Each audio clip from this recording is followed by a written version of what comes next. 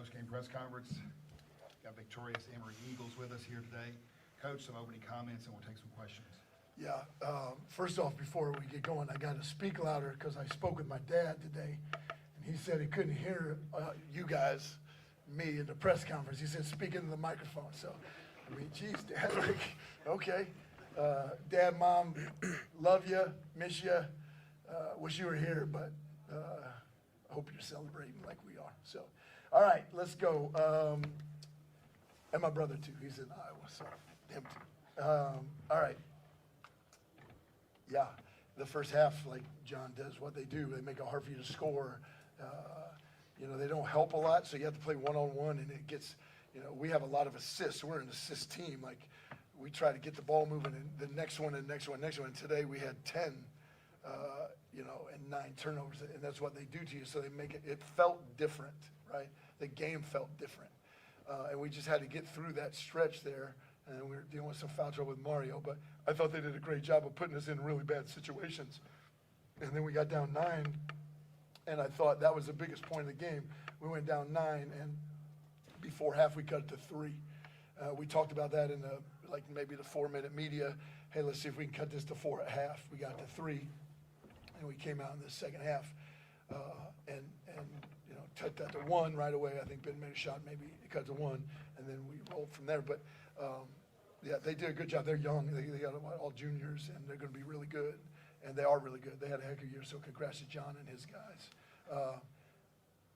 Yeah, for these guys, like, you can't get here unless you're standing on the shoulders of, like, giants. And, there were dudes here that flew from, like, L.A. today to get here to see the game. Michael Freeberg. I'm not going to name all these guys. There's a guy from New York, an alum from New York, an alum from Charleston, graduated in '90. You know, I have over 100 text messages right now and counting. It's ding, ding, ding from guys in Atlanta. There's a watch party in Atlanta. The alums. There's a lot of people. The program started in 1987. I'm giving you a history lesson here, but I think it's important for our guys.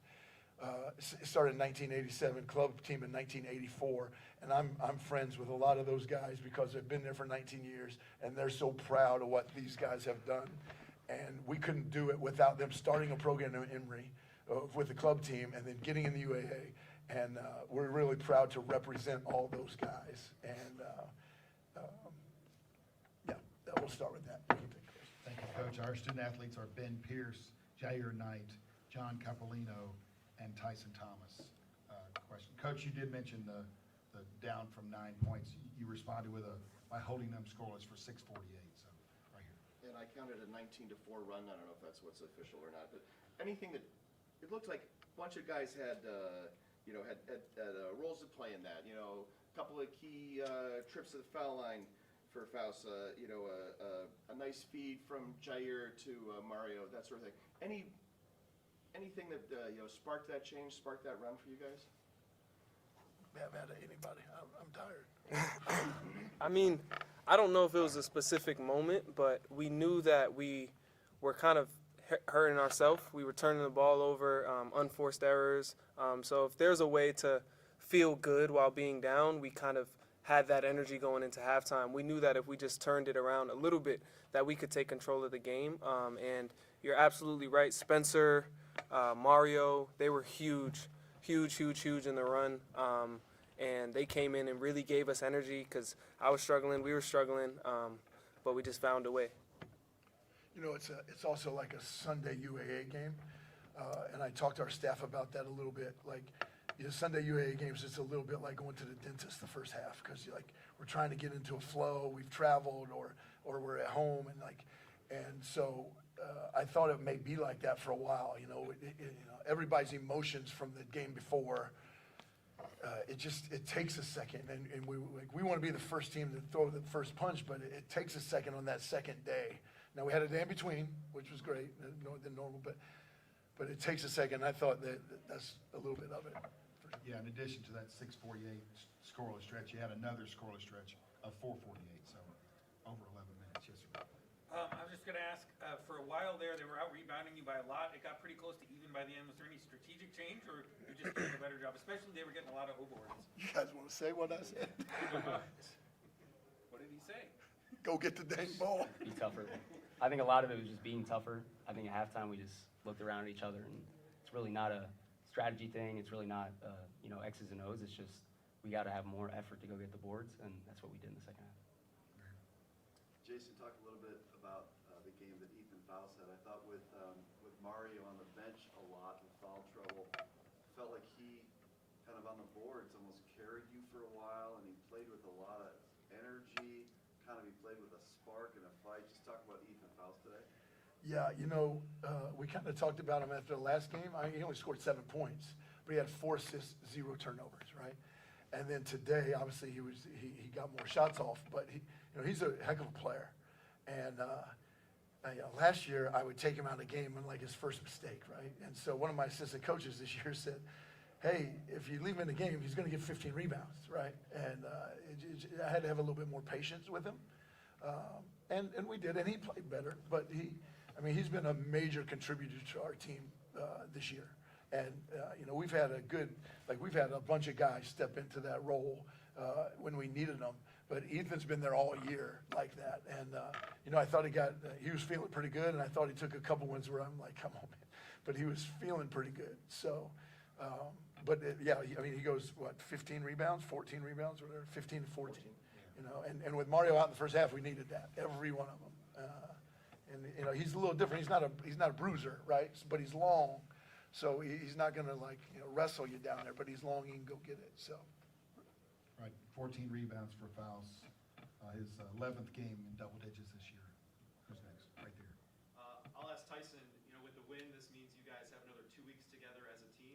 What does it mean to keep this going like that and have more time together? Yeah, this team is probably the most connected I've ever been on. It's like a family. Every single person that's on this team, from the coaching staff to my teammates, you just have a connection with, have a relationship with, whether that's going out to eat, whether that's eating breakfast together, whether it's practicing together, competing with each other, against each other, whatever the case may be. It's a blessing to have 2 more weeks and extend the season to the furthest that it can. Last press conference, I talked about TCC, and that really just embodies who we are as a team. And it's a family, and especially us 4 guys, this is our last run at it. We want to be able to represent this university, but also represent this team with the group of guys and coaching staff that we have. Jair, when you walked in here, you said you were going to talk more today. You haven't said too much yet. It's always enough. What would you like to tell us, Jair, about the game?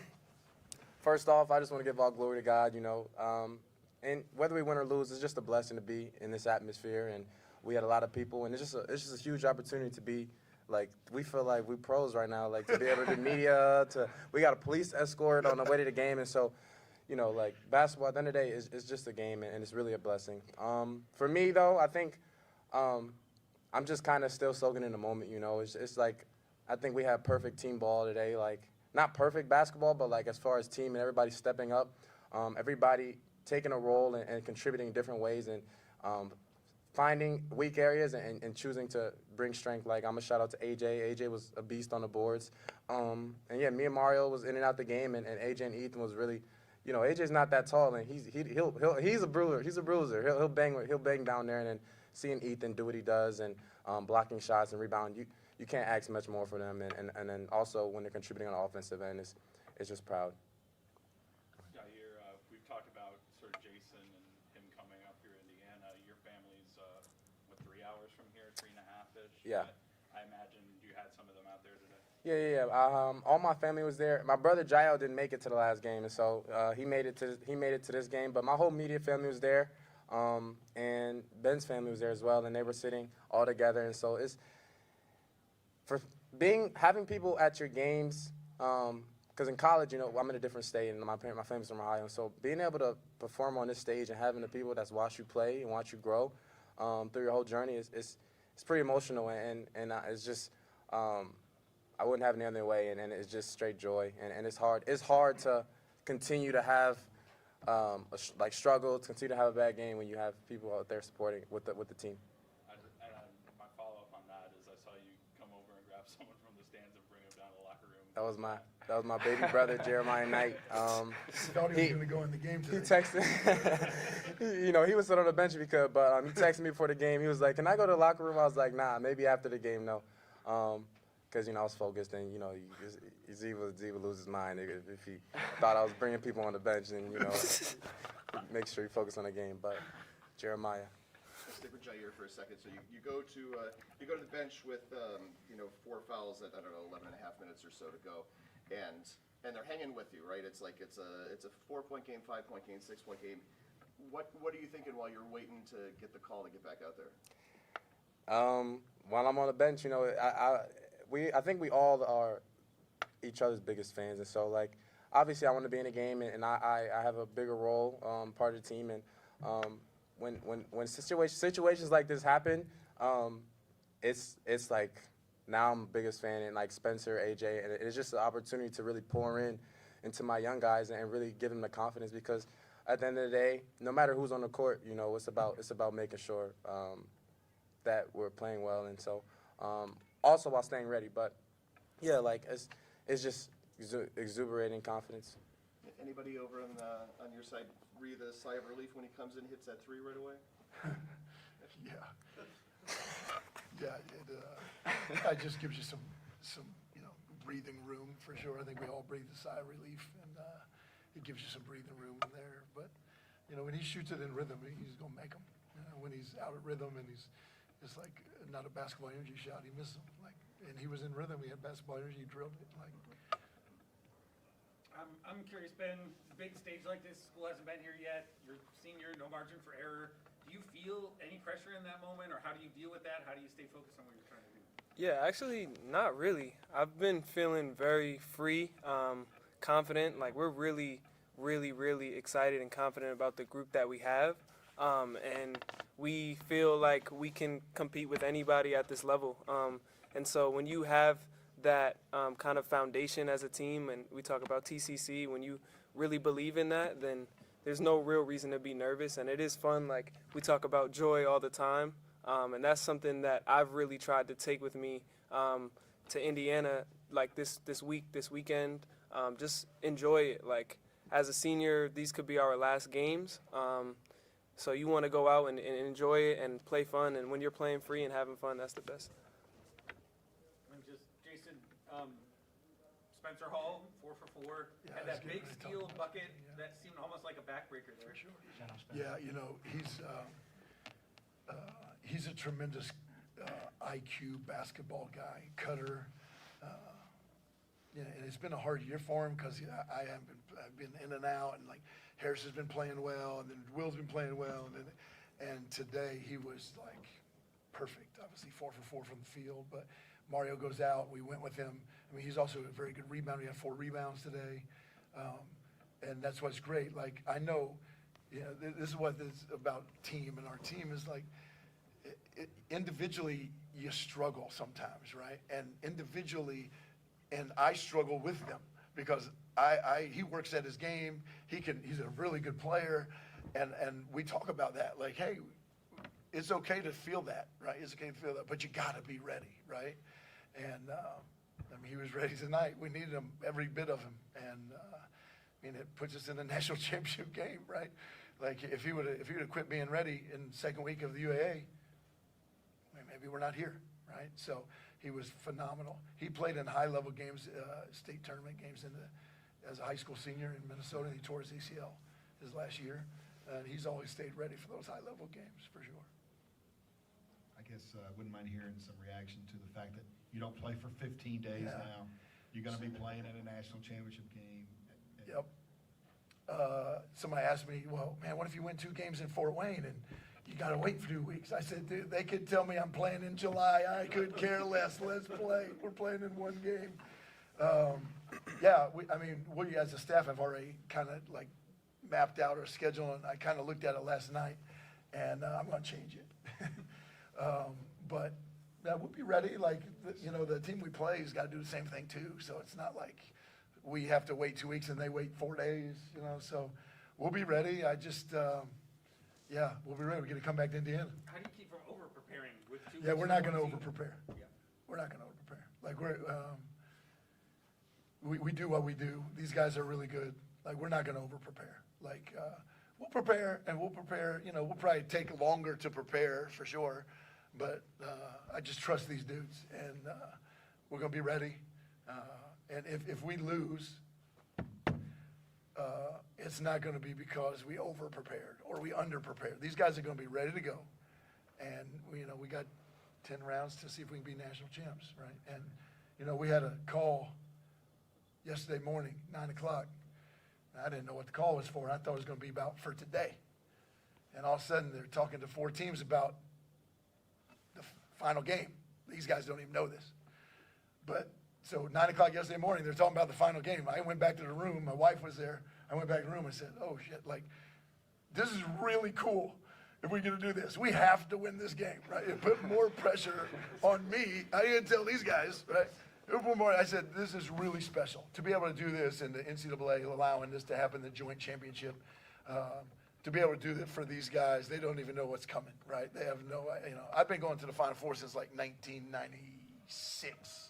Something like that. Now, I haven't gone a lot recently because my kids are in sports in the spring, so I don't go. I go watch volleyball or baseball. But to go back like this is pretty special. And my 2 kids have already said they're flying in, so I guess I'm paying for flames. So is he. All right. Congratulations, guys. We'll see you in Indianapolis. Hey, thank you, everybody. Thank you. Hey, this week has been phenomenal. We won 2 games, but this week has been phenomenal for our team. For our coaching staff, for me personally, but with these guys, we talked about memories, right? Wow, what memories we get to take from Fort Wayne with us the next 2 weeks, but really for the rest of our lives, right? So I want to appreciate you guys for treating us that way, like Jair said, treating us like pros, but treating us like, yeah, it's important, right? And I appreciate all you guys for doing that, and thank you to all the Emory people out there that are watching at home and watching in here. We'll see you at the hotel in about 10 minutes. Thank you.